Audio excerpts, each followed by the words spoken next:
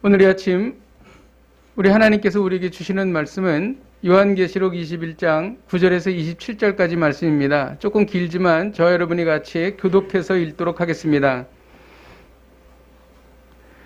일곱 대접을 가지고 마지막 일곱 재앙을 담은 일곱 천사 중 하나가 나와서 내게 말하여 이르되 이리 오라 내가 신부 곧 어린 양의 아내를 내게 보이리라 하고 성령으로 나를 데리고 높은 산으로 올라가 하나님께로부터 하늘에서 내려오는 거룩한 성 예루살렘을 보이니 하나님의 영광이 있어 그 성의 빛이 지극히 귀한 보석 같고 백옥과 수정같이 맑더라.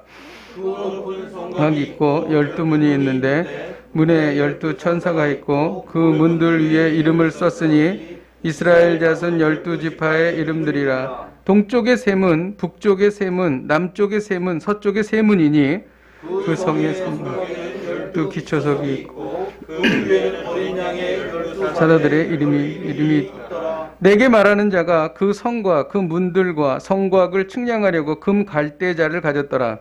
그 성은 네모가 반듯하여 길이와 너비가 같은지라. 그 갈대자로 그 성을 측량하니 12,000 스타디온이요 길이와 너비와 높이가 같더라.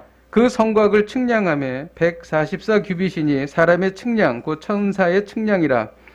그 성읍은 벽옥으로 쌓였고 그 성은 정금인데 맑은 유리 같더라. 그 성의 성곽의 기초석은 각색 보석으로 꾸몄는데 첫째 기초석은 벽옥이요 둘째는 남보석이요 셋째는 옥수요 넷째는 녹보석이요 다섯째는 홍만호요 여섯째는 홍보석이요 일곱째는 황목이요 노곡이요 다망옥이요 열째는 비취옥이요 열한째는 청옥이요 열두째는 자수정이라. 그 12문은 12진주니 각 문마다 한 개의 진주로 되어 있고 성의 길은 맑은 유리 같은 정금이더라. 성 안에서 내가 석을 보지 못하였으니 이는 주 하나님 곧 전능하신 이와 및 어린 양이 그 성전이심이라. 그 성은 해와 달의 비침이 쓸데없으니 이는 하나님의 영광이 비치고 어린 양이 그 등불이 되심이라. 만국이 그 빛 가운데로 다니며 땅의 왕들이 자기 영광을 가지고 그리로 들어가리라. 낮에 성문들을 도무지 닫지 아니하리니 거기에는 밤이 없음이라. 사람들이 만국의 영광과 존귀를 가지고 그리로 들어가게 다 함께 무엇이든지 속된 것이나 가증한 일 또는 선행하는 자는 결코 그리로 들어가지 못하되 오직 어린 양의 생명책에 기록된 자들만 들어가리라. 아멘. 우리 대한민국을 위해서 같이 기도하십시다.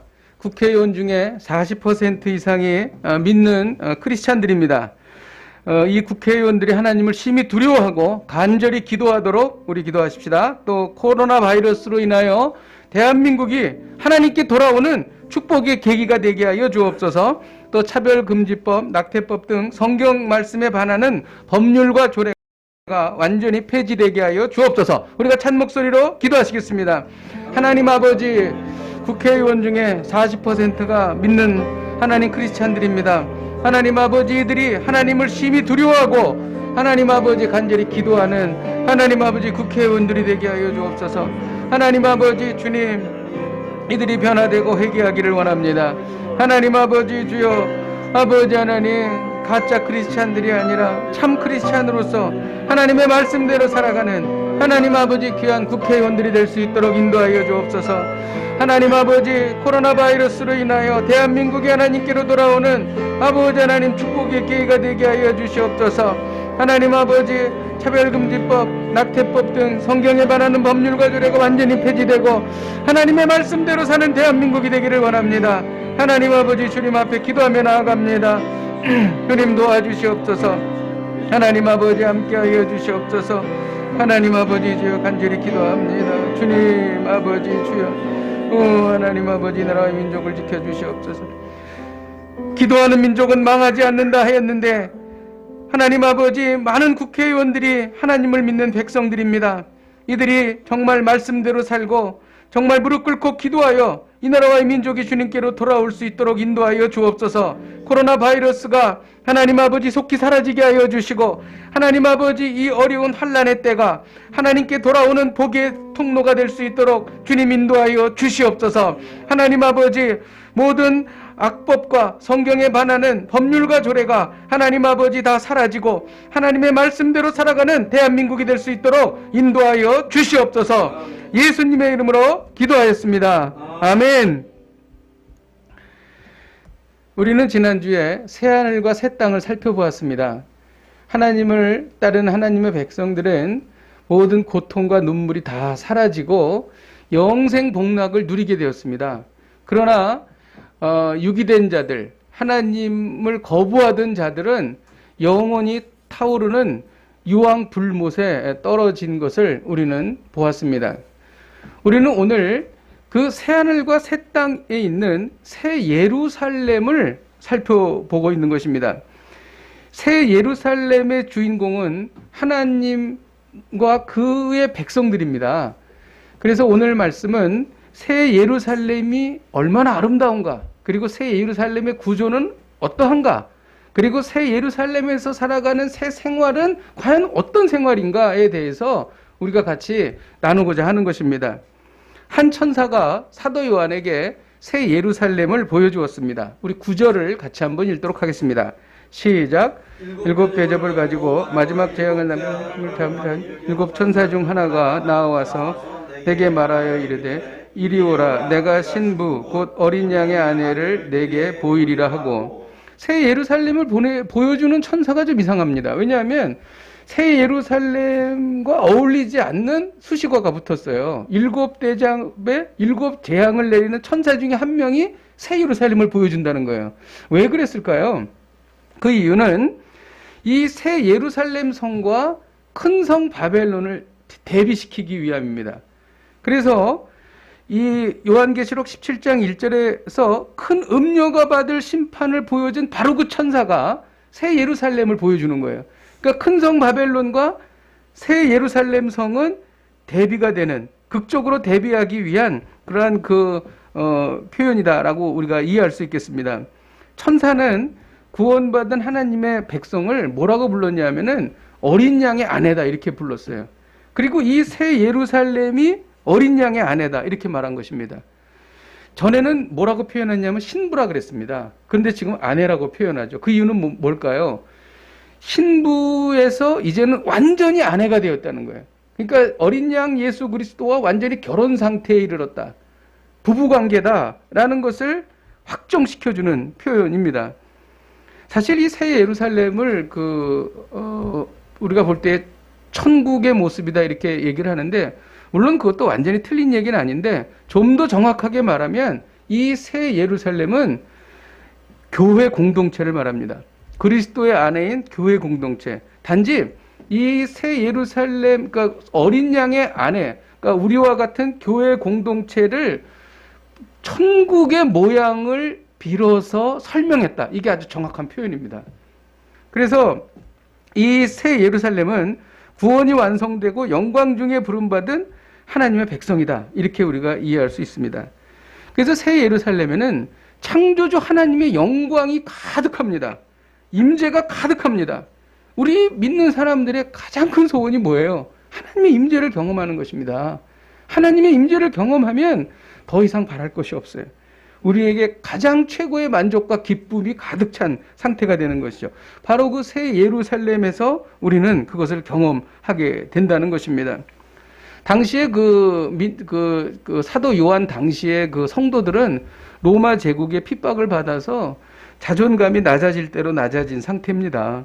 그런데 그 성도들이 새 예루살렘이 되어서 하나님의 영광과 임재가 가득 차고 가장 고귀한 존재다라는 것이 선포되는 순간 그들은 큰 위로를 받았던 것입니다. 새 예루살렘의 빛에 대해서 뭐라고 말하냐면 지극히 귀한 보석 같았다. 이것을 정확하게 표현하면 지극히 귀한 아름다운 그 보석에서 나오는 빛과 같았다. 이렇게 우리는 표현할 수가 있습니다. 그리고 벽옥과 수종같이 맑았다. 이렇게 말합니다. 이 빛에 해당하는 헬라어는요, 자기 스스로가 빛을 발산하는 것이 아니라 어떤 강렬한 빛을 받아서 반사하는 것을 말하는 거예요. 그러니까 하나님의 빛을 바라는 그러한 그 성도들의 모습을 여기에서 말하고 있는 것입니다. 자, 우리 새 예루살렘의 자세한 모습을 한번 보죠. 새 예루살렘에는 12문과 12기초석이 있었습니다. 12절을 같이 한번 읽겠습니다. 12절 시작. 크고 높은 성곽이 있고 12문이 있는데 문엔 12천사가 있고 그 문들 위에 이름을 썼으니 이스라엘 12지파의 이름이라. 새 예루살렘에 있는 12문은요 이미 기록된 말씀이에요. 에스겔서 48장에 보면 이 12문이 나옵니다. 에스겔 선지자도 메시아 시대에 도래할 새로운 성전에 대한 환상을 보았어요. 그때에 12문이 있었고 거기에 그 12지파의 이름이 있었습니다. 새 예루살렘 성에는 총 12개의 문이 있습니다. 동서남북에 각각 3개의 문씩 12개의 문이 있었는데 그 문에는 이스라엘 12지파의 이름이 새겨져 있죠. 이것은 무엇을 말하냐 하면은 생명책에 기록된 모든 자들은 새 예루살렘이 허락되어 있다. 이 생명책에 기록된 모든 사람은 한 사람도 빠짐없이 이 새 예루살렘의 성에 들어갈 수 있다는 거예요. 그래서 그 이름들이 다 기록되어 있는 것입니다. 그리고 12지파의 이름이 기록되어 있는 것에 대해서도 에스겔은 종말에 이스라엘 모든 지파가 새 예루살렘에 출입할 수 있는 문을 가지게 될 것이다. 에스겔이 이미 구약에서 예언한 겁니다. 이 구약의 예언이 요한계시록에서 완성이 되고 있는 것입니다. 이는 종말에 하나님의 백성들은 한 명의 낙오자도 없이 다 이 새 예루살렘 성, 새 하늘과 새 땅에 들어간다는 것입니다. 그리고 이제 그 새 예루살렘에는 12개의 기초석이 있었어요. 이 기초석마다 12사도의 이름이 기록되어 있습니다. 12문에는 12지파의 이름이고 12기초석에는 12사도의 이름이 있습니다. 이 기초석은 건물을 지을 때에 건축물의 핵심입니다. 그래서 이 12기초석이 새 예루살렘을 지탱하고 있는 거예요. 이것에 대해서 이미 에베소서의 사도 바울은 말했습니다. 에베소서 2장 20절에 보면 너희는 사도들과 선지자들의 터 위에 세우심을 입은 자라. 그리스도 예수께서 친히 모퉁이돌이 되셨느니라. 사도들과 선지자들 터 위에 세우심을 입었다. 새 예루살렘 똑같죠? 새 예루살렘에 12기초석이 12사도의 이름이 있었고 그 위에 새 예루살렘이 서 있기 때문에 에베소서 2장 20절과 에스겔서의 말씀과 정확하게 일치하고 있다는 것을 우리는 여기에서 알 수가 있습니다. 자, 12문에는 12지파, 그리고 12기초석에는 12사도. 이것은 무엇을 말합니까? 구약에 말씀하신 하나님의 말씀이 신약에서도 그대로 이루어지고 있다라는 것을 여기에서 우리가 알 수 있는 것입니다. 또 한편으로는 구약 시대에 있었던 하나님의 백성이 신약 시대의 하나님의 백성으로 이어지고 있다. 이 구원이 흐르고 있다라는 것을 이 12문과 그리고 12기초석을 통해서 우리가 알 수 있다는 것이죠. 자, 이제 또 이 천사가 이 새 예루살렘을 측량하고 있습니다. 15절을 같이 한번 읽겠습니다. 15절 시작. 내가 말하는 자가 그 성과 그 문들의 성광을 측량하려고 금 갈대 자를 가졌더라. 천사가 금으로 된 청량 막대인 금 갈대자를 갖고 새 예루살렘을 측량하고 있습니다. 이 새 예루살렘을 측량한다는 것은 영적인 의미가 있어요. 뭐냐면 측량한 그 안에는 절대로 어떠한 악도 그 안에 들어올 수가 없다. 악한 자들은 절대로 들어올 수가 없다. 아무도 그것을 해할 수 없다라는 것을 의미하는 것이 측량하는 것입니다. 성둘레에 경계표를 두시는 것이죠. 새 예루살렘의 그 길이와 너비와 높이가 똑같습니다. 정육면체입니다. 그래서 이 똑같이 1200 스타디온인데 이것을 환산하면 한 2300km, 2400km 됩니다. 그러니까 뉴욕에서 LA까지 거리 한 반 정도 돼요. 어마어마한 길이죠. 이 길이와 넓이와 높이가 다 똑같다는 거예요. 그런데 이것은 12,000 스타디온은 12 곱하기 1000이잖아요. 12는 완전수고 1000은 무한수입니다. 그러니까 완전하게 무한한 그러한 공간을 가지고 있다. 그런 뜻입니다. 근데 이 길이와 넓이와 높이가 똑같다라고 하는 것은 어떠한 의미가 있는데 열왕기상 6장에 보면은요. 지성소의 모습이 기록되어 있는데 지성소가 넓이와 길이가 높이가 똑같은 각각 20규빗인 정입방체입니다. 그러니까 새 예루살렘은 바로 무엇을 의미하는가? 성전을 의미하는 거예요. 성전의 의미는 하나님께서 임재하시는 곳입니다. 하나님은 어디에 임재하시는가? 예수 그리스도를 믿는 하나님의 백성들에게 임재하시는 거예요. 그래서 새 예루살렘이 성전이 된다. 그렇게 여기에서 말하고 있는 것입니다. 그리고 새 예루살렘에 있는 성곽을 측량했다. 이렇게 되는데 여러 가지 주석에서 이걸 뭐라 그러냐면 성벽의 두께라고 그래요. 그래서 144 규빗인데 이것은 한 70m 돼요. 그러니까 성벽의 두께가 한 70m 된다는 거죠. 생각해 보세요. 넓이가 2,400km, 길이가 2,400km, 높이가 2,400km. 여기서 잘 이해가 안 되죠, 우리가. 야, 높이도 2,400km구나. 굉장히 그것은 우리의 상상을 초월하는 그러한 그 숫자가 되는 것입니다. 근데 이 144규빗, 그 두께가 70m라는 거예요, 두께가. 144는 12 곱하기 10입니다. 12는 완전수고 또 12도 완전수죠. 그러니까 이것은 12지파와 신약의 12사도, 이것을 또 의미하는 것이죠. 구약 백성과 신약 백성을 모두 아우르는 모든 하나님의 백성을 상징한다는 거예요. 그러니까 이 상징적인 숫자가 계속 한 군데, 한 가지 방향을 계속 이렇게 보여주고 있는 것입니다. 그런데 이것에 대해서 사람들에게 오해하지 말라. 이것을 그 문자적으로 해석해가지고 이렇게 오해에 빠지는 분들이 있으니까 아예 이것에 대해서 못 박아놓은 말씀이 있는데 뭐냐면 이 측량치는 사람의 측량 곧 천사의 측량이다. 이렇게 말합니다. 그러니까 이 측량법은 사람이 쓰는 도량법을 환산해서 표현한 것이긴 하지만 이것을 문자적으로 해석하지 말고 영적으로 해석해서 천사의 측량으로 이해해라. 이게 그 말씀입니다. 그러니까 이 말씀은 상징적이고 영적인 의미로 해석해야 되는 거예요. 정말 2,400km인가? 라기보다는 무한하고 완전한 하나님의 공간을 말한다. 크기를 말한다. 이렇게 우리가 이해해야 된다는 것이죠. 얼마나 이 새 예루살렘에 대해서 잘 설명을 했냐면 건축 재료를 말하고 있어요. 이 새 예루살렘이 어떤 건축 재료로 이루어져 있는가? 18절을 같이 한번 읽도록 하겠습니다. 18절 시작. 그 성은 벽옥으로 쌓였고 그 성은 정금인데 맑은 유리 같더라. 성곽이 벽옥입니다. 그리고 성은 정금으로 이루어졌는데 맑은 유리 같더라. 이것은 굉장히 순수한 것을 의미하는 건데요. 이 고대의 유리는 굉장히 불투명했습니다. 그리고 불순물이 많았어요. 그런데 아주 맑은 유리, 정제된 유리는 아주 그 부자들만, 그리고 아주 높은 신분에 있는 사람만 가질 수가 있었습니다. 그래서 이 맑은 유리 같다라는 표현은 아주 부유하다라는 뜻을 여기에서 말하는 것입니다. 그리고 또 하나는 아주 순결하고 깨끗하다.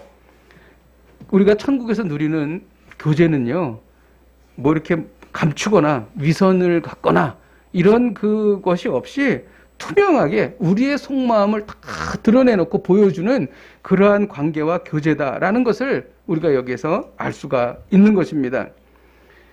그리고 그 성의 기초석을 각종 각색 보석으로 꾸몄다 이렇게 되어 있습니다. 이 꾸몄다라고 하는 이 동사가 원어 성경에 보면 신적 수동태예요. 그러니까 꾸몄는데 꾸밈을 받은 거죠. 누가? 하나님께서. 그러니까 새 예루살렘은 하나님의 백성들인데 그 백성들의 치장을 누가 하는가? 하나님께서 직접 해주셨다는 것입니다. 그래서 아름다운 거예요. 그러니까 이러한 치장은 우리의 공로가 아니라 다 하나님께서 주신 은혜이며 은택이며 선물이다라는 것을 우리가 여기에서 알 수가 있는 것입니다. 왜 이 보석으로 꾸몄다라는 말을 얘기하냐면 우리가 요한계시록 17장에 보면은 큰 성 바벨론이 보석으로 취장했어요. 이것이랑 대비하는 겁니다. 비교하는 겁니다. 17장 요한계시록 17장 4절에 보면 그 여자는 자줏빛과 붉은빛 옷을 입고 금과 보석과 진주로 꾸미고 손에 금잔을 가졌는데 이렇게 나와 있어요. 그러니까 이 큰 성 바벨론 큰 음녀도 보석으로 취장했는데 이 보석으로 취장한 것은 그것은 가짜이며 더러운 것이며 취약한 것이다. 그러나 새 예루살렘의 보석은 하나님께서 치장해 주신 것으로서 순결하고 거룩하고 가치 있고 영원한 것이다. 이것을 비교하기 위해서 각색 보석으로 꾸몄다. 이 말을 여기에서 하고 있는 것입니다. 사도 요한은 12사도의 이름이 새겨진 12기초석에 대해서 설명합니다. 이것을 우리가 볼 때 잘 이렇게 무슨 보석인가 얼마나 아름다운가 잘 사실 감을 잡기가 어렵거든요. 그래서 그냥 여기에 설명되어 있는 대로 보석을 한번 찾아봤습니다. 첫째 기초석은 벽옥이에요. 그래서 벽옥이 이렇게 생겼는데 여기는 빨간색만 나오는데 빨간색, 노란색, 녹색. 그래서 영어로는 자스퍼라고 합니다. 그리고 이제 둘째 기초석은 남보석인데 이건 사파이어입니다. 사파이어. 그리고 셋째 기초석은 옥수죠. 옥수는 이 특징이 있어요. 보는 방향에 따라 색이 달라집니다. 그래서 영어 이름으로는 칼세도니라고 이렇게 이야기를 해요. 그 다음에 넷째 기초석은 녹보석인데 우리가 잘 아는 에메랄드입니다. 그리고 다섯째 기초석은 홍마노라고 부르는데 루비입니다. 루비. 우리가 잘 아는 루비. 그 다음에 여섯째 기초석은 홍보석인데 루비에 섞여 있는 것 중에서 붉은색 줄무늬가 있는 부분만 이렇게 끄집어낸 거예요. 그래서 붉은 보석입니다. 그 다음에 일곱째 기초석은 황옥인데 황금빛이 나는 보석이에요. 황금빛이. 초록색이지만 빛이 황금빛이 난다는 거죠. 10번째 기초석은 비취옥인데 황록색의 보석을 말하는 것입니다. 그 다음에 11번째 기초석은 지르콘입니다. 지르콘. 청옥 지르콘. 그 다음에 마지막 12번째 기초석은 자수정입니다. 자수정.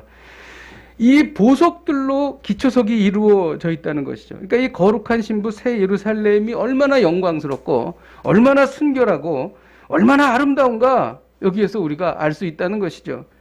그러니까 이것도 우리가 문자적으로 이해하기보다는 그 아름다움의 그 심상이 우리 마음속에 들어와 있고 또 우리가 실질적으로 새하늘과 새 땅에 갔을 때에 그러한 그 느낌과 감정과 기쁨으로 이렇게 새하늘과 새 땅을 살아갈 수 있다라고 하는 것이죠. 근데 실제로 정말 우리가 갔을 때에 이러한 일들이 우리 눈앞에 펼쳐질 수도 있다는 것입니다. 상징적인 의미도 있고 또 문자적인 의미를 완전히 무시할 수도 없고, 그러니까 이 하나님의 나라 새하늘과 새 땅은 사실 우리에게 설명이 되어 있지만 우리가 어떻게 이것을 손으로 잡거나 확실하게 이해할 수 있는 것은 또 아니다. 그런데 분명히 그 의미는 전달되고 있다. 이게 바로 요한계시록에서 우리에게 말씀하고 있는 내용입니다. 이 12보석에 대해서는요, 이미 이것도 역시 구약에서 언급된 바 있습니다. 제사장의 판결 흉패예요. 제사장의 판결 흉패에 있는 그 12개의 보석 있지 않습니까? 이 12개의 보석의 근거에서 나오는 거예요. 그러니까 이것이 다 요한계시록은 구약에 있는 말씀, 다니엘, 에스겔에 있는 말씀과 또 요한계시록에 있는 말씀은 그대로 연결이 되기 때문에 그것을 같이 우리가 이해해야 된다는 것이죠. 그 12지파의 이름이 보석들에게 새겨져 있었잖아요. 판결 흉패. 그러니까 똑같지 않습니까? 기초석에 12사도의 이름이 새겨져 있는 거. 그 다음에 그 판결 흉패의 12보석에 12지파의 이름이 새겨져 있는 거. 이게 다 똑같은 이야기라는 것이죠. 12지파가 새 성전의 기초로서 12사도들과 동등하게 될 것을 의미하는 것이죠. 이 각색 보석이 나타내고 있는 또 다른 의미가 있습니다. 그것은 인간이 죄를 짓기 전에 첫 창조의 모습을 회복한다라는 거예요. 이건 참 좋은 인사이트인 것 같아요. 왜냐하면 에스겔서 28장 13절을 우리 같이 한번 읽어보도록 하겠습니다. 시작. 내가 옛적에 하나님의 동산 에덴에 있어서 각종 보석 곧 홍보석과 황보석과 금강석과 황옥과 홍마노와 창옥과 청보석과 남보석과 홍옥과 황금으로 단장하였으며 내가 지음을 받던 날에 너를 위하여 소고와 비파가 준비되었도다. 아멘. 그러니까 이것은 뭐냐면 에덴 동산에 있었던 보석과 많이 겹칩니다. 그러므로 인해서 새하늘과 새 땅은 에덴 동산을 회복하는 것이다 라는 것을 여기에서 보석을 통해서 보여주고 있는 것입니다. 놀랍지 않습니까? 그런데 에덴 동산보다도 훨씬 더 완벽하고 에덴 동산보다도 훨씬 더 좋은 곳, 그것이 바로 새하늘과 새 땅이라는 것입니다.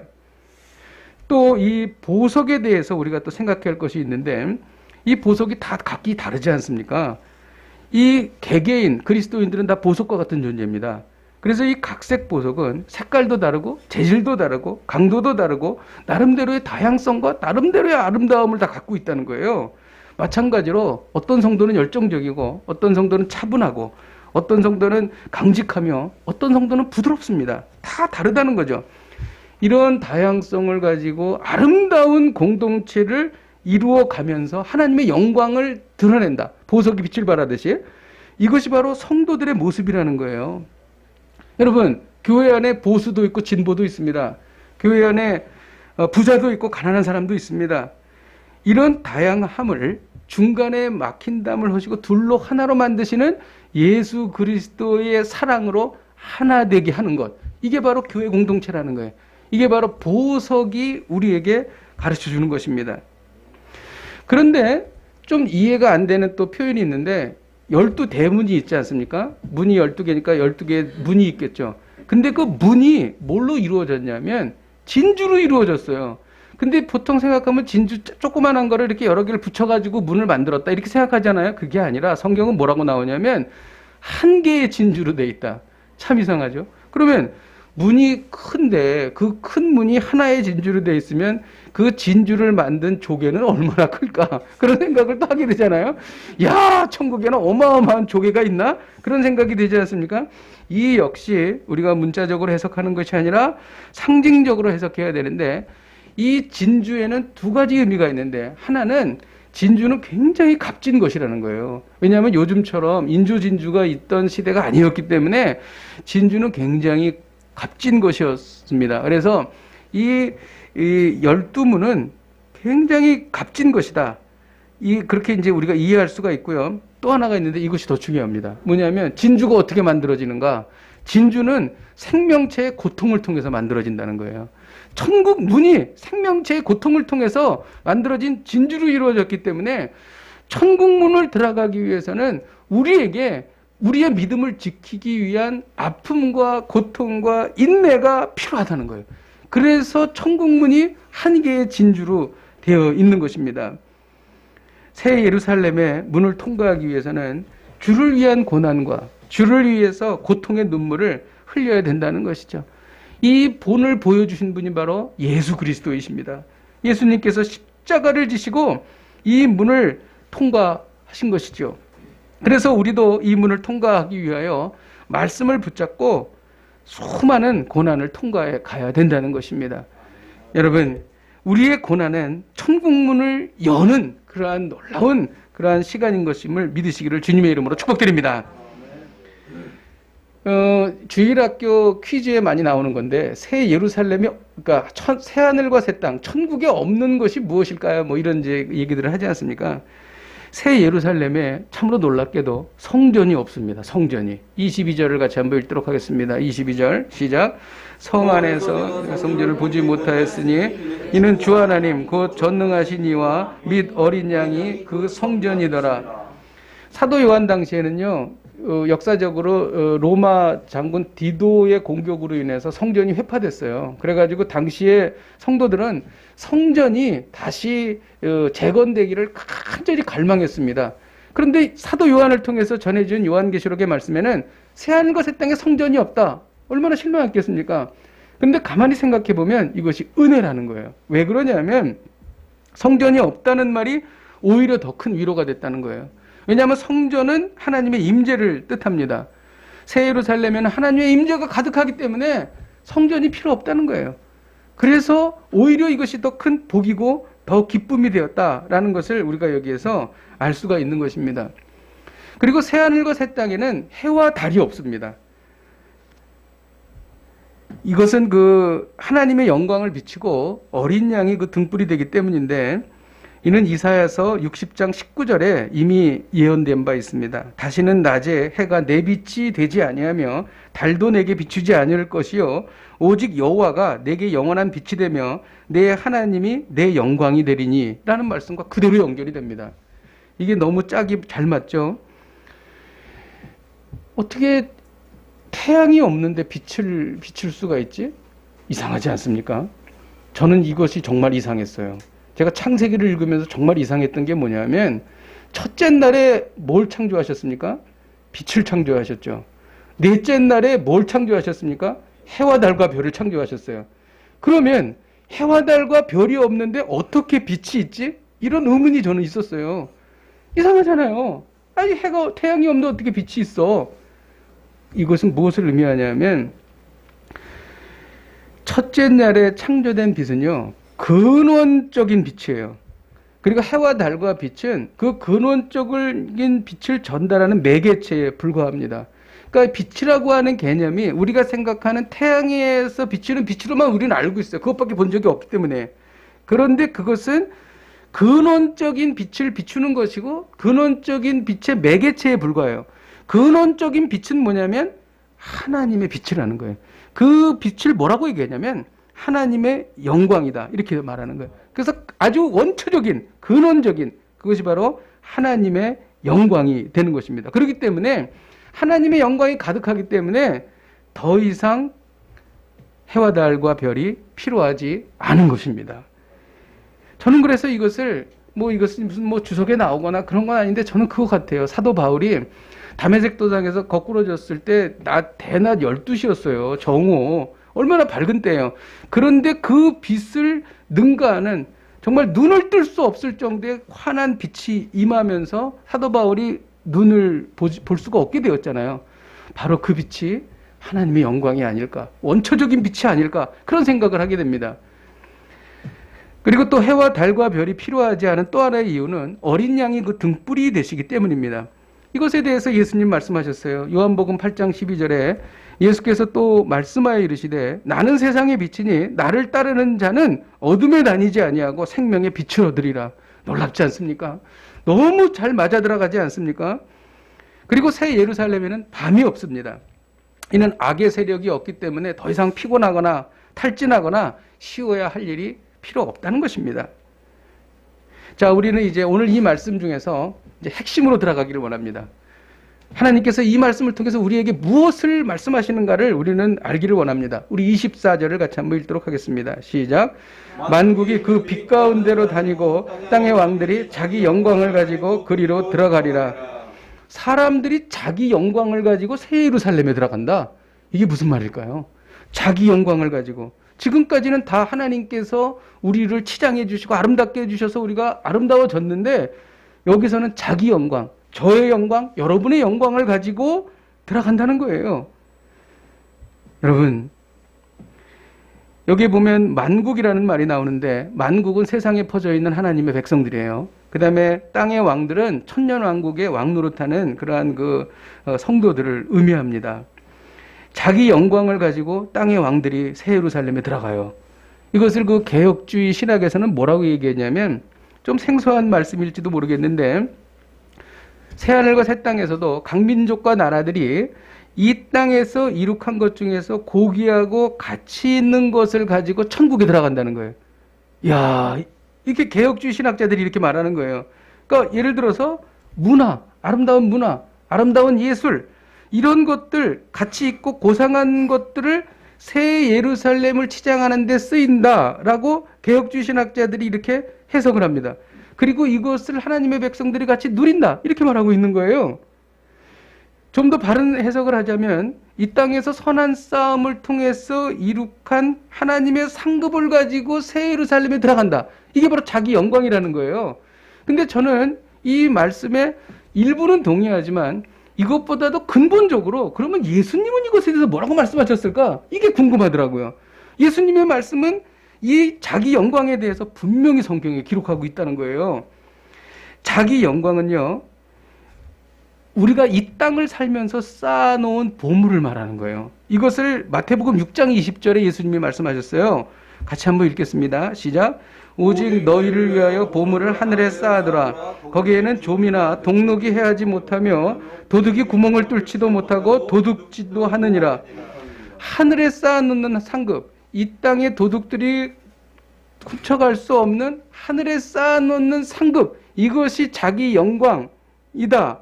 이것에 대해서 우리에게 말씀해 주셨다는 거예요. 그러면 하늘에 쌓아두는 보물이 뭔가? 우리가 죽을 때 가져갈 수 있는 게 없잖아요. 그런데 가져갈 수 있는 게 있다는 거예요. 그게 보물인데 이 보물에 대해서 요한복음 17장 22절에서 23절에 잘 설명해 놓으셨습니다. 예수님께서 같이 한번 읽겠습니다. 시작. 내게 주신 영광을 내가 그들에게 주었사오니 이는 우리가 하나가 된 것 같이 그들도 하나가 되게 하려 함이니이다. 곧 내가 그들 안에 있고 내가 내 안에 계시어 그들로 온전함을 이루어 하나가 되게 하려 함은 아버지께서 나를 보내신 것과 또 나를 사랑하신 같이 그들도 사랑하신 것을 세상으로 알게 하려 함이로소이다. 여기 분명히 말씀하잖아요. 내게 주신 영광, 영광이라고 앞에 말하죠. 이 영광이 뭐냐면 하나가 되게 하는 것이라는 거예요. 하나가 되게 해서 아버지께서 내 안에 계시고 내가 아버지와 하나가 된 것처럼 그들도 하나가 되게 하는 것이 영광인데, 그 하나게 되는 것의 핵심적인 내용이 뭐냐면 뒤에 설명이 나오는데, 아버지께서 나를 보내신 것과 그 다음 이 말씀이 핵심적이에요. 또 나를 사랑하신 같이 그들도 사랑하신 것을 세상으로 알게 하려 함이라. 하나 되는 것의 핵심적인 내용은 사랑이라는 거예요. 그러니까 결국 정리하면 이런 거예요.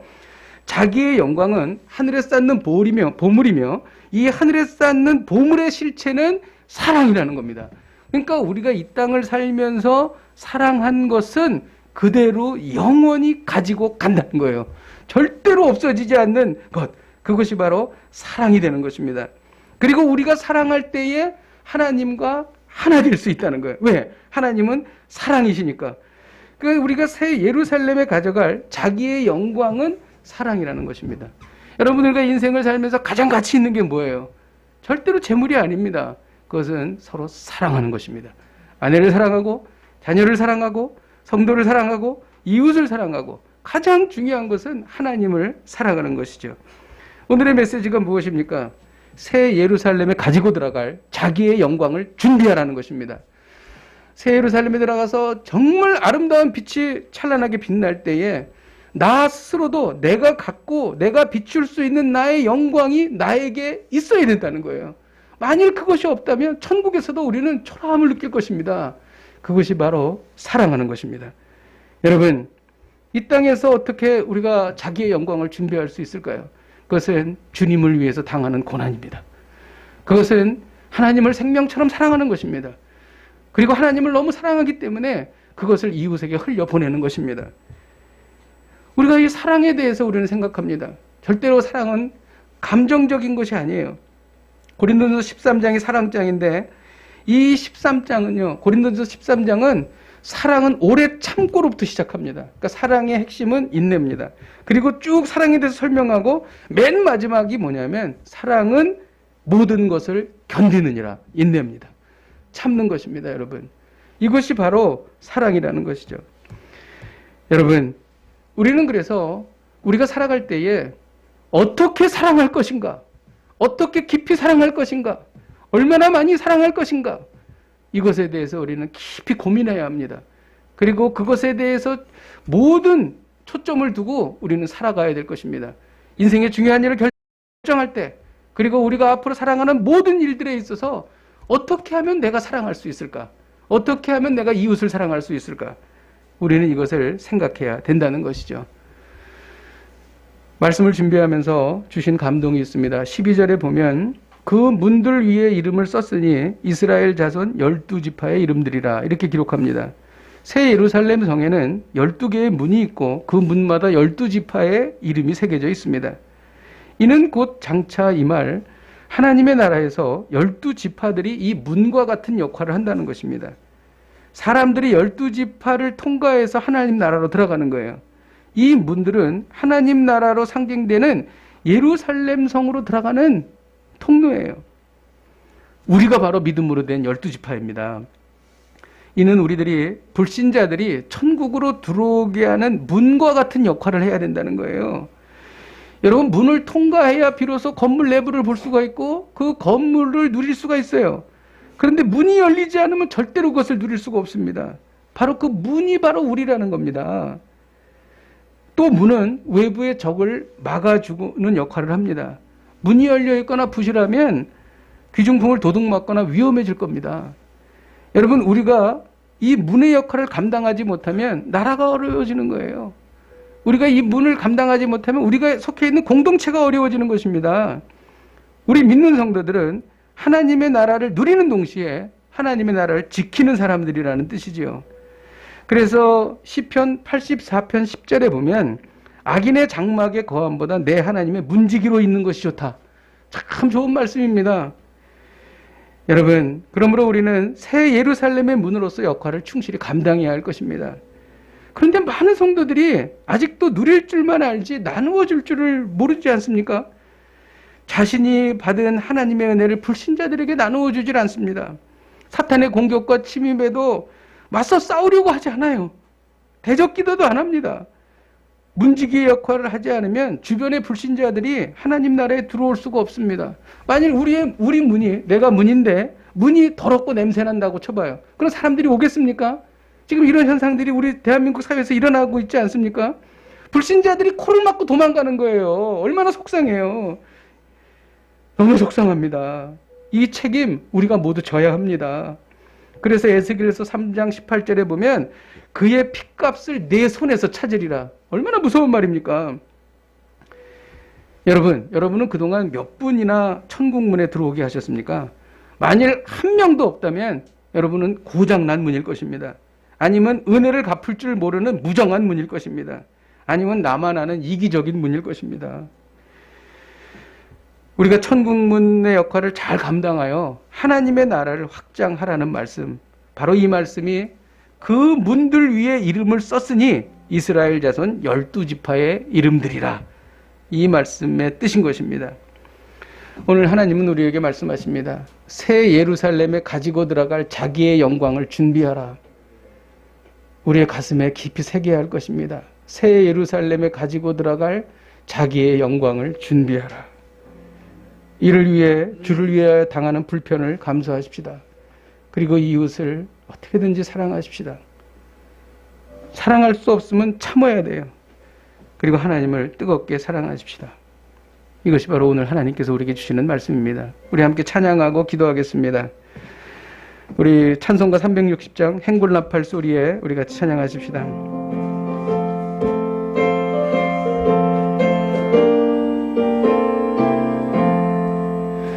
행군나팔 소리에 주의 호령 났으니 십자가의 군계를 높이 들고 나가세.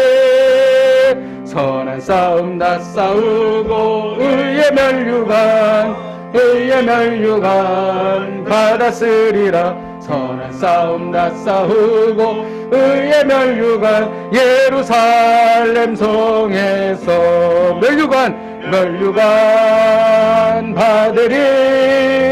저 요단 강 건너 우리 싸움 마치는 날 의의 멸류관 예루살렘에서. 우리 같이 기도하십시다. 새 예루살렘에 가지고 들어갈 자기의 영광을 준비하겠습니다. 눈에 보이는 세상적인 것에 집착하지 말고 눈에 보이지 않는 영광을 준비하겠습니다. 이를 위하여 주를 위하는 불편을 감수하겠습니다. 이웃의 진실한 사랑을 베풀겠습니다. 하나님을 뜨겁게 그리고 절절히 사랑하겠습니다. 주여, 우리가 이렇게 사랑할 수 있도록 성령의 충만함을 우리에게 부어 주옵소서. 우리 함께 통성으로 기도하시겠습니다. 하나님 아버지, 주님 앞에 기도하며 나아갑니다. 우리의 인생의 목적을 수정합니다. 하나님 아버지, 인생의 방향을 아버지 안에 수정합니다. 우리가 더 많은 것을 가지기를 원했다면 이제는 더 많이 사랑하기를 원하겠습니다. 하나님 아버지, 주여, 우리가 눈에 보이는 세상적인 것에 집착하지 않고 눈에 보이지 않는 영광을 하나님 아버지 취하기를 원합니다. 하나님 아버지, 우리가 진실로 사랑하기를 원합니다. 하나님 아버지, 우리가 하나님을 깊이 사랑하기를 원합니다. 내 평생의 소원이 무엇이냐고 물어보시면 하나님 아버지, 주여, 주님을 더 깊이 사랑하는 것이라고 우리가 서슴없이 대답하겠습니다. 하나님을 뜨겁게 그리고 절절히 하나님 아버지 사랑하겠습니다. 하나님 아버지, 우리의 부패한 본성으로 이렇게 할 수 없사오니 성령의 충만함으로 하나님 아버지 우리를 변화시켜 주시고 주님만을 생명을 다하여 사랑하는 저희들이 될 수 있도록 하나님 아버지 인도하여 주시고 역사하여 주시옵소서. 기름 부어 주시옵소서. 함께하여 주시옵소서. 우리가 이어서 기도할 때에 우리는 새 예루살렘 문입니다. 우리가 믿지 않는 분들이 하나님 나라로 들어오는 문이 되게 하옵소서. 믿지 않는 분들에게 눈에 잘 띄는 문이 되겠습니다. 또 잘 열리는 문이 되겠습니다. 또 향기 나는 문이 되겠습니다. 이렇게 쓰임받게 하여 주옵소서. 우리 함께 통성으로 기도하시겠습니다. 하나님 아버지, 우리가 예루살렘의 문입니다. 하나님 아버지, 우리가 믿지 않는 분들이 하나님 나라로 들어오는 문이 되기를 원합니다. 하나님 아버지, 믿지 않는 분들에게 눈이 잘 띄는 문이 되겠습니다. 하나님 아버지, 주여, 믿지 않는 분들에게 하나님 아버지 잘 열리는 문이 되겠습니다. 하나님 아버지 믿지 않는 분들에게 향기 나는 문이 되겠습니다. 우리가 이렇게 쓰임받기를 원합니다. 하나님 아버지 우리를 사용하여 주시옵소서. 하나님 아버지 주여 우리를 사용하여 주시옵소서. 하나님 아버지 인도하여 주옵소서. 하나님 아버지 우리는 세상을 살면서 다른 사람에게 피해만 주지 않는다면 된다고 생각했었습니다. 그런데 그것이 틀렸다고 오늘 배웠습니다. 우리가 다른 사람을 사랑해야 된다라는 말씀을 아멘으로 받습니다. 이것은 우리가 자기의 영광을 준비하는 것이기 때문입니다. 아니, 우리가 주님을 사랑하고 주님께서 베풀으신 은혜에 감사하고 감격하여 이웃을 하겠나이다. 하나님 아버지 우리가 그렇게 살게 하여 주옵소서. 이 모든 사랑은 하나님으로부터 비롯되오니 하나님을 뜨겁게 그리고 절절히 하나님 아버지 사랑하기를 원합니다. 우리가 이렇게 할 수 있도록 예수 그리스도의 보혈이 우리의 마음에 흐르게 하시고 성령의 불이 우리 가운데 임하게 하여 주시옵소서. 예수님의 이름으로 기도하였습니다. 아멘.